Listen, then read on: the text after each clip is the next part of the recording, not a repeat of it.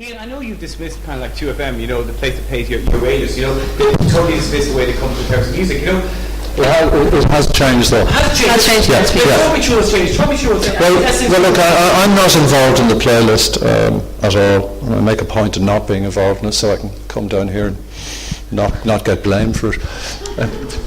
No, that's possibly a little bit disingenuous. They have changed the playlist formula recently, massively, and there's a range of newer, younger people who are more clued in now, like Larry Gogan. But Larry's involved in the playlist, Jenny Green, Rick O'Shea, and some of the younger people who actually listen to music, as opposed to, I don't know how it was picked before. It was closed. It was down to two people who only had an interest in pop music. And their idea of Irish music. And now it has broadened out. It has actually remarkably improved over the last while, and I think it will continue to improve. And they put Bastille on the playlist this week. I've gone, Bastille, holy shit. Yeah, the chance of a band like that being on the playlist a year ago was as much chance as the bacon sandwich at the Jewish wedding routine, really, So, it is improving. They have realised, after a bit of ranting by people like me, that music is a fundamental part of music radio. And until you get that right, it ain't going to work. So it has been taken seriously, and it will yield results, and it does help. I don't know the playlist structure in all honesty, but the point about playlist is what Brian said. Playlist is all about repetition and familiarity, and what you do is you make sure that you repeat stuff often enough that people get to like it. And if you're big enough and powerful enough, how it works is, because we're so heavily influenced by what goes on in Britain, if you're told often enough that this is the latest hit in Britain, every radio station in the country will play it, regardless of whether it's any good or not, and because everybody will hammer it relentlessly. Are we still that Spanish when it comes to yes, and yes.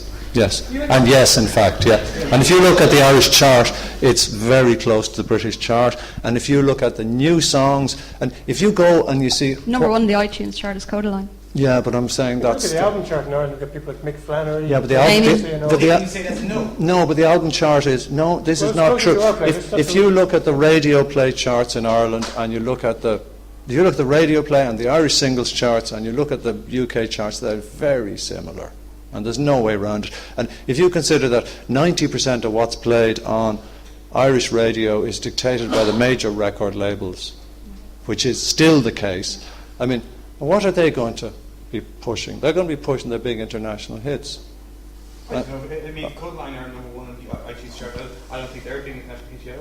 No, but I'm telling you, if you go down it and you look at it, you will see they're very similar. It comes back to what Brian was saying about having a good story, because it's number one in the charts now because there's been press releases out all week saying that one of their songs is going to feature on Grey's Anatomy, and I think it is back to that identity thing. Yeah. Well, I think that's also part of they this... They also have Sony behind Yeah, but I think this is part of this inferiority complex. So somebody outside has to tell us our stuff is good before we bloody well play it. And we've got to get over that kind of nonsense, No, that is true, by and large. I think that's but look, I quoted this before, right? If you go into... people watch Sky News here, yeah? It has no relation. They have most of the newspapers, about half the newspapers they read now are essentially Irish versions of English newspapers, with, instead of saying the Irish Sun, the Irish Daily Mail, the Irish Sunday Times, and so on. We're very much part of the British media thing, and we watch. The one I quote is, this is the only country in the world that I know of that the first set of football results you read out is the one from the neighbouring country. I've said this before. The Austrians do not read out the German league first. The Swiss do not read out the French football league first. No. The Finns, the Danes do not read out the German football league first. The Dutch do not read out the German football league first. What fucking football league do we read out in this country first? We don't read out the FAI, we read out the British one. Now, and you're telling me we're not influenced by what goes on there? Of course we're influenced by yeah. it. They colonised us, for God's sake. It's our own fault. Jesus, did they? When did that happen? This country is still ongoing. If you go to Henry Street, perhaps you can see it happening. Yeah, go and see what the shops in here are. So why are we surprised that we play all their bloody records all the time? Yeah. I was maybe I'm being naive here, but I would have thought that's changing quite a bit in the last couple of years. That, like, I mean, we are beginning to kind of salute our own, play our own, like, I mean, realise that our own are as good as anything else out there. I think if you look at the airplay charts at the moment, it's like Mickey Lee, Monsters Men, and there's one of them in the top 3 minutes. But none of them in the top 3 minutes. UK, so I mean, Yeah, but, yeah, I'm not changing but, it. it might not change the way it was, but a lot of people, you understand, oh, yeah, none of them are Irish. Well, I'm just asking, like one of the ones that's quick. But you also like Paddy Casey going down there, the Rangers, and our players. Okay. And you also get a lot of UK bands and acts sending things over to Ireland because they want to, they think of a better chance here. People like Joshua Radin. Well, that's all the fault. That's all the fault. That's all David Gray's fault. To be honest, you mean like shit, it's been here. Shit, shit.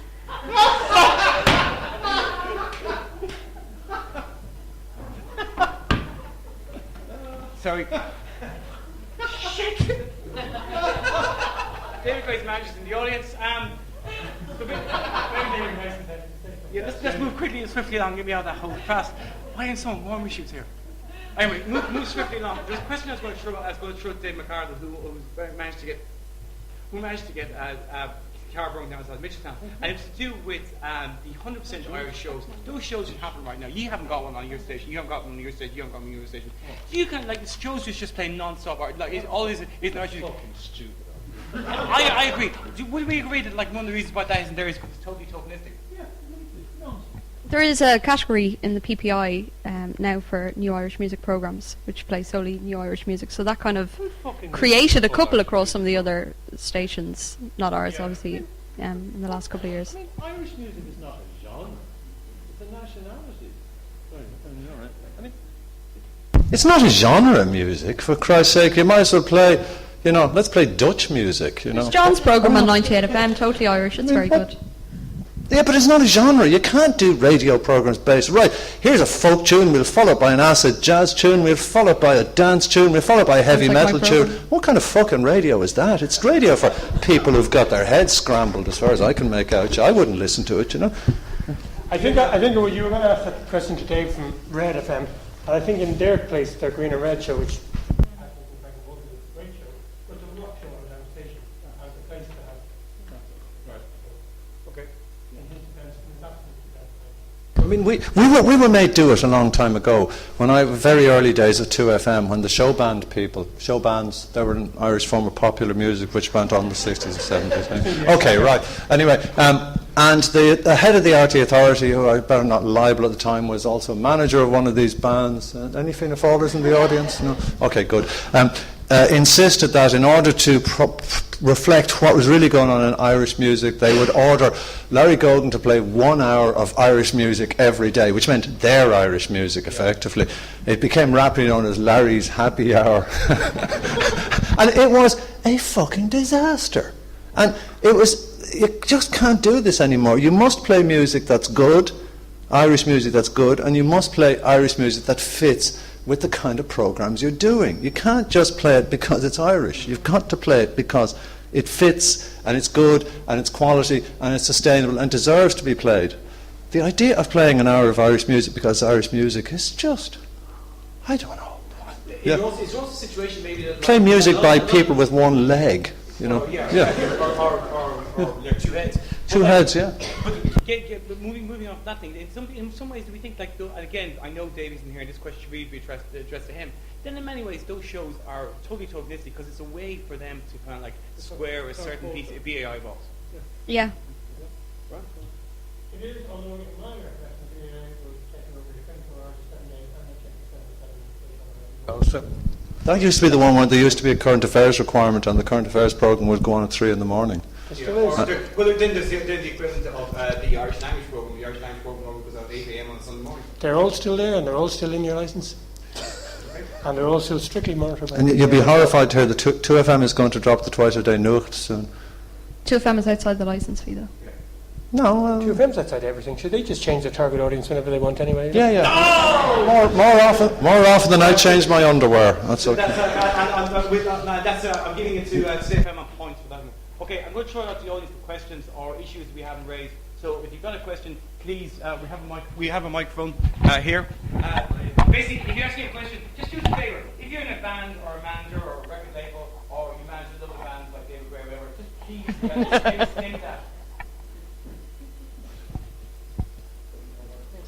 Hi, Shaz Oye, singer-songwriter. I have a question about formats. I'm releasing a new single in November, and I find every time I go back, I released one a year ago, but I find every time I go back to update my mailing list and to talk to producers, the format they wanted in has changed. And what I mean by that is that obviously people don't have time for me to be sending them links for WAV files because they don't have time to go through 500 emails to find my emails. So, a lot of producers have said, send it on a hard copy. If I'm sending a single on a hard copy, do you still want a PQ sheet with it? Do some people, what generally is your Today FM versus 2FM versus RTE formats? Could somebody address that? If you are sending digital stuff, I recommend MP3 but I would say you miss it if you're not sending it back to CD as well. If I get a CD, if I get an MP3, or a tracking in any way, I like to be able to, what I just give a joint venture or an MPO, they might want to take it in their room and listen to it, bring it to the studio with them, bring it home in the car. You're missing it quickly when you do that. When you're sending it to a country, great, don't send it to a web, it's short, there's more than necessary stuff, which is more. So if you send in an email with MP3, can you take that or you take it? Yeah. Absolutely. Trying to make sure you read your file and just offer the chance if you like it. Would it be a case of sending a CD just to you, or would you send it to individual friends as well? I would go back to my point and do your research, read it, the shows have remakes and their own stuff, and if the presenter or the producer of those shows, then it's going to be as well as every other code. Regarding your backup, I'd say no more than one page per week with the basic information. I don't need to know the basic music, the drummer, like whatever more. Just any salient points or tell the story, so as much as you inquire that, bring in as much as you do that. Yeah, that's the one thing I can't get over. The one piece of information I can't get from a band is where you're from. It's actually really, really important. But I read any biography, they never tell me where they're from. And it's actually quite useful to know. In many cases, I don't know what country people are from. Formats all over the place. Personally, I like to get, now I'm eccentric, I like to get, no shit, I'd prefer to get a WAV or a FLAC by a proper professional U-sender. Dropbox I fucking hate, pain in the arse, forget it. U-send it or one of those more professional formats for me. WAV or FLAC I prefer because our broadband's fast enough to download. I think most people don't know the difference between anything, and I think the shittiest quality MP3 that squeezes into the onto an email. Email's a bit of a problem if you're banging files in because a lot of emails will get clogged up eventually.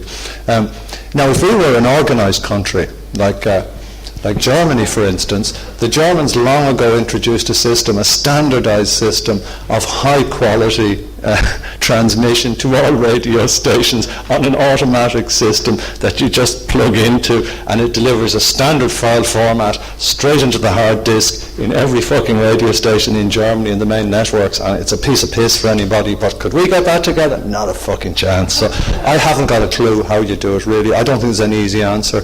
I think you're going to have to do individual stations. One tiny thing, make sure your email or MP3 file is clearly marked with your name first, because by the time you download it, you go back to 2 days later, you go, what was the name of that artist? You can't find it. If it's just right by song name, you'll never find it. Actually, tagging is metadata, tagging and so on is really very badly done by people. You must tag stuff properly, particularly MP3 files that will carry metadata. Now, again, if you were back in a really organised place like Germany, all the copyright details and all the information and everything comes automatically attached to this, so that when you want to make a copyright return for it, it's done automatically for you. Now, we're just not that organised. Shaz, you've been on our programme before, you know that it works. I'm happy with a link to a YouTube video of you playing live, because at the end of the day you're going to be performing live on our programme. Link to your SoundCloud.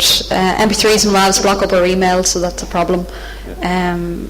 Dropbox is fine for me, it works fine. So there's no sound. That probably wasn't very helpful, but one thing is, remember with Arena, if it is something that you want to look at, that you're also going to do an interview, so have a decent story. Yeah. Just one of the things like in terms of, like you mentioned there, or payment to YouTube. I can't find these days, like if I watch something on YouTube and I haven't got an MP3 or whatever, I use a site called Optivity, basically convert YouTube to MP3 good shitty quality, it will be playing the radio. Next question. I hate playing the stuff in radio. Yeah, actually, it depends what you're trying to do, and this is a very important point. If you're looking for radio play, then you need a reasonable quality and you need to direct to the playlist people. If you're looking to get sessions and stuff like that, it's a different process. So you need to be aware of who you're dealing with and what you're doing. Which goes back to the thing I was kind of saying, that there's so many radios.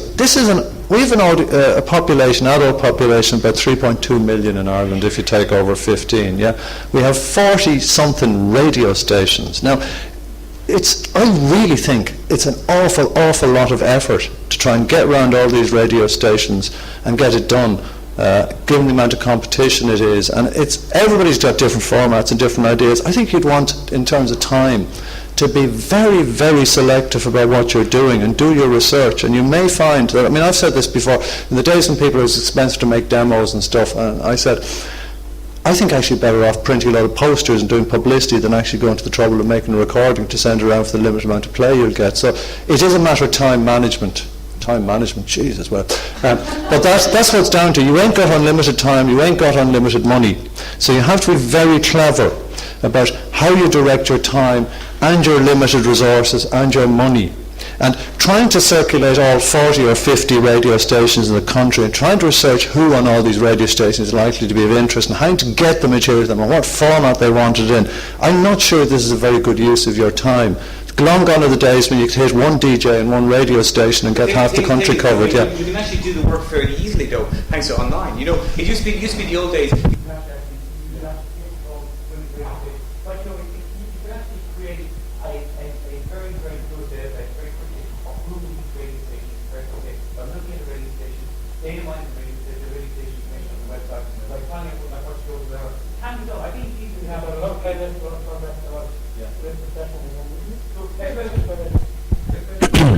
Hi, how's it going?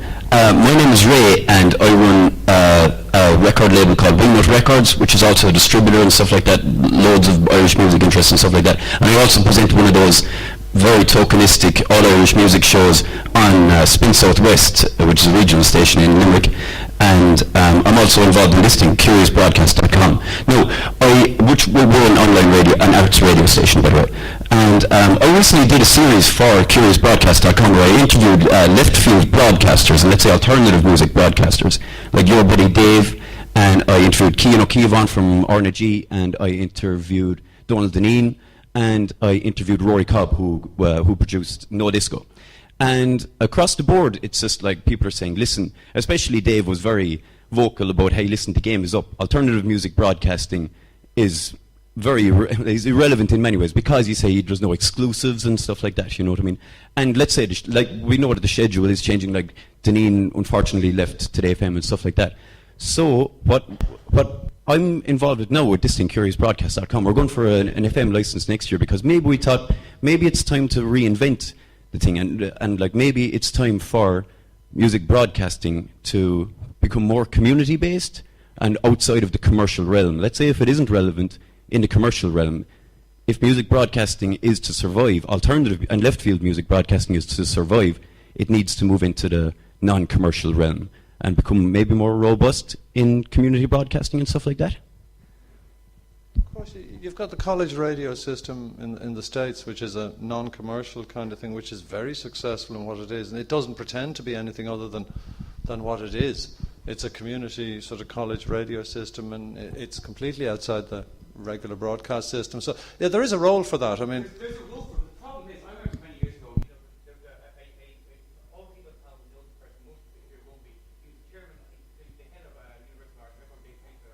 He kept me talking about college radio, and like he saw the kind, he was very adamant about the way it could go. But the problem was that the college radio station he saw was banned. You know, he kind of saw practically college radio station. But the family fucked everything up by applying for a license to make a commercial station, suddenly having all this criteria. The thing where you're coming from, Ray, is you have to stay outside the commercial system. Totally, except it's a hobby. It goes back to that great thing about like people asking about the music, what's the future of the music business? Asking about the future of the music business sometimes like asking about what the future of the poetry business is, because it's not the same kind of thing. So if you're going to start up something like that, you've got to stay the fuck away from commercial concerns. Because you'll just get sucked into needing commercial revenue at the end of the day, and then you'll end up having to Yeah, I mean, you've, appeal to a wider audience. I mean, I personally, like for all my deals advocating bit earlier on about like, like radio not being important, whatever. I still love radio. I do a radio show. I really enjoy it. I listen to radio an awful lot. But like, I would like to see a radio kind of like staying beyond that. I mean, a couple of people have been talking to me lately about doing apps and websites, doing it online only kind of stuff. It's really, really good idea. But you have to stay away from the commercial considerations because the minute you get into bed with BAI, you're going to get fleas or something else. Next question. Thanks. No problem. Next question. This is amazing. This must be the first ever debate. Oh fuck. I was just wondering if you think, like, with niche radio stations like that, with that play mainly Irish artists and stuff, do you think it's important to keep an online presence with the radio programs like podcasts and stuff? Because a lot of people like shows like that, they might only be on one evening a week, and you know, people who would have an interest in listening to it might not be home or somewhere where they can. We have listen a to really boring term for that. It's called the long tail effect. yeah, long tail. Yeah, it's That's really what- important. What you're talking about is an internet thing. It's not radio. You actually can't do podcasts because of the licensing issues, so you can have a Totally. playback Yeah. facility, all right. No, It is a pain in the hoop. It really is. Like, you know, like I see now time and time again, you know, because of the way the rights collections, right collection agencies have got stuff. Is the right collection agencies what's causing all these problems, isn't it? Yeah. Yeah. They're, like you can't podcast it. You can podcast. You can, to a certain podcast extent. You can podcast the speech elements of it. well, you No can, problem at all. you can, but it's very complicated and you need a license in it. You can play 30-second track, snippets of the track only. So It's actually being discussed again at IMRO at the moment, so we're hoping that. It's doable, Okay. but you Well, At the moment, we have a slight loophole in that we can have it within the programme as a listen back, but we can't have a singular podcast or something. it can be It's- done. I think this again is a problem the radio industry here in Ireland kind of faces, in that like everything is going full pelt down the road. Like, I mean, what you're talking about here, most people here will listen to podcasts, listen to online streams, brilliant. But the problem is the radio stations are stymied by the fact that they have to kind of like go according to what Imra wants. Okay.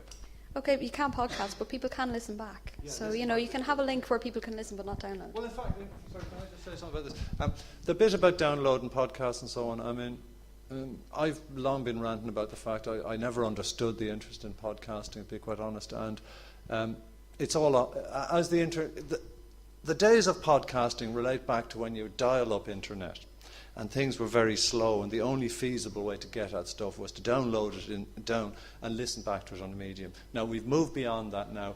I don't know anybody who downloads stuff on YouTube. Everybody watches YouTube on demand. The future of music on the radio is on demand, instant access. It's not download. Download's almost irrelevant. And everybody wants everything instantly available, and you can do that now. And stuff like Spotify and all these do not work on the basis of download. They work on the basis of instant demand. And the internet, as it speeds up, has moved to on-demand facility, away from... There's reasons you might download stuff, but by and large, people don't do it anymore.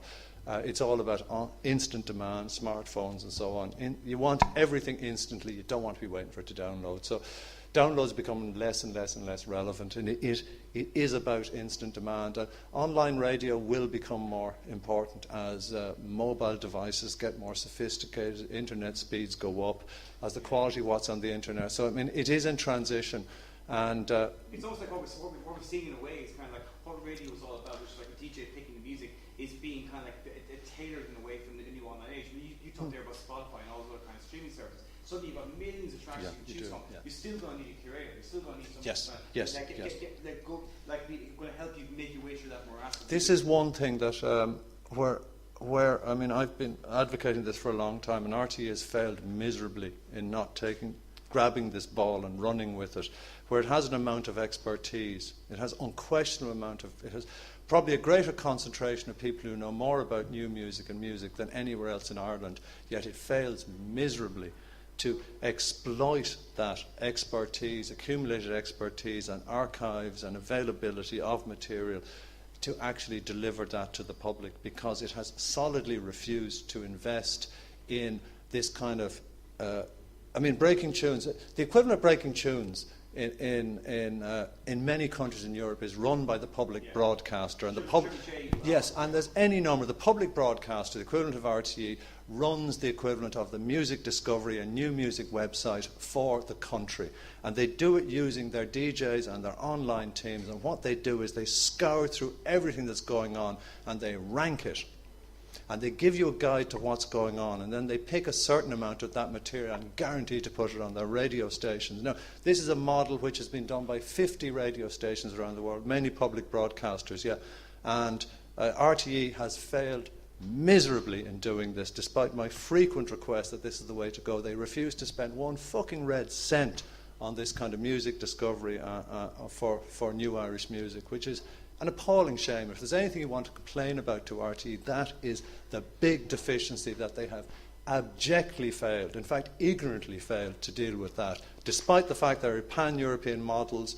There is a pan-European system. They were invited to join to do this on a pan-European level, and they said, fuck, it's not worth spending the money on, nobody's interested, it's not our role, and so on. So if you want to complain to RTE about something, demand that they set up a proper music discovery site using the existing expertise they have in the place, and get these people doing it. That's something useful you might do from this, rather than moaning about the fact you're not getting played on the Ryan Tubridy show. No one's moaning about this. This is a first. No one has put their hand up and go,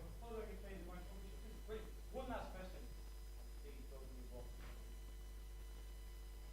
Very back.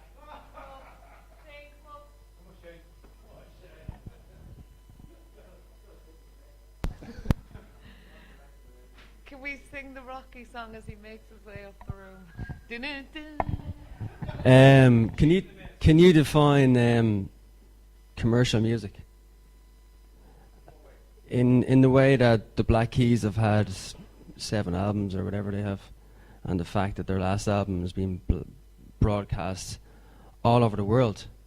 So the reason why they're being played in the radio is because they're cool now, you know? Everybody likes them. So is that why they're being played in the radio? No, there isn't a definition. There's an ebbing and a flowing. 10 years ago, you wouldn't have heard any band with distortion really on the radio. Even Nirvana's time, they weren't really played in daytime radio. Kings of Leon were kind of the first ones to do it with a very crisp, distorted sound. Manics kind of did it themselves, but in a very embedded thing. It ebbs and flows, it changes. The other thing, distorted guitars, screaming vocals, you don't hear many of them in the radio. In the daytime, you would have heard the Kinks in 1965 doing it, yeah? Exactly. Yeah, so it all comes and goes, you know. Well, you asked me about the Black Keys. The Black Keys as well, though, is that, you know, you said you figured it right there. This is their 7th album, right? Now, not much has changed over those 7 albums, you know? I think it's the best songs and the best produced nothing's changed. The only thing that's changed is sold out Madison Square Garden in 15 minutes. Yeah, that's the only thing. Then you hear other bands that, you know, do change from being alternative bands, like, you know, the Killers start off, you know, with an alternative album, then sell out, you know. Just to pull it back here to what you just said there about the fact that this is I saw that Madison Square Garden, but I was amazed, like, I went seeing the O2, last time I seen it was 10 years ago, at the club in Austin, it's like, Jesus Christ, it got so big. So the question is, the radio responded to that.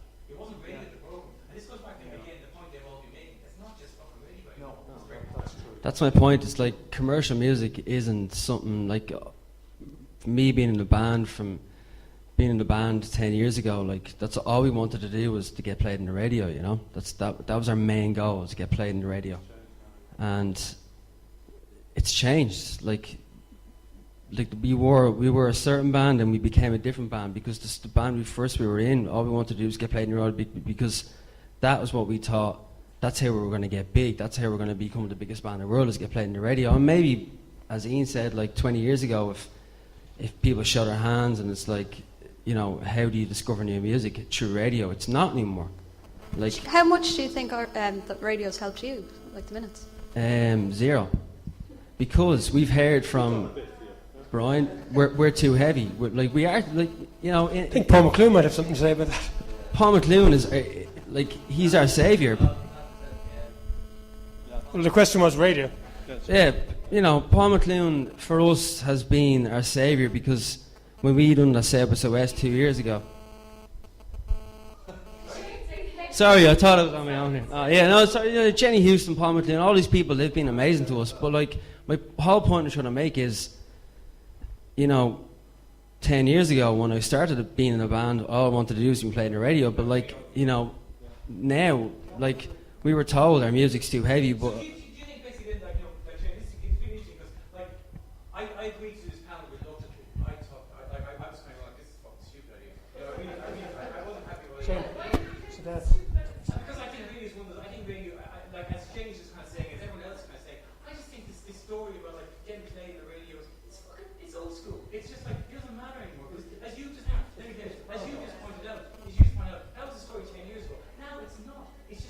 too. I think it's far more important that bands go out and keep their asses off. They need to get paid radio. You're going to kill me for this. So My whole point that I'm going to give you the mic back, and I'm not, it's like that was my one question. But my whole point was, I wanted to get touch on that Black Keys thing because our band has been told for like 2 or 3 years, no, your songs are too heavy, but our songs aren't as heavy as some of the Black Keys songs are, you know. I don't think you're. But the only thing is about our songs and our band is we're not selling out Madison Square Garden. The Black Keys are, and that's the fucking simple plain truth. There's another point as well, James. Another point as well. You touched this area on pennies. Like you're not signed to none such owners. Exactly. Yeah. Which is a shame in itself. Okay. Thanks, Shane. That's it. Thank you all very much.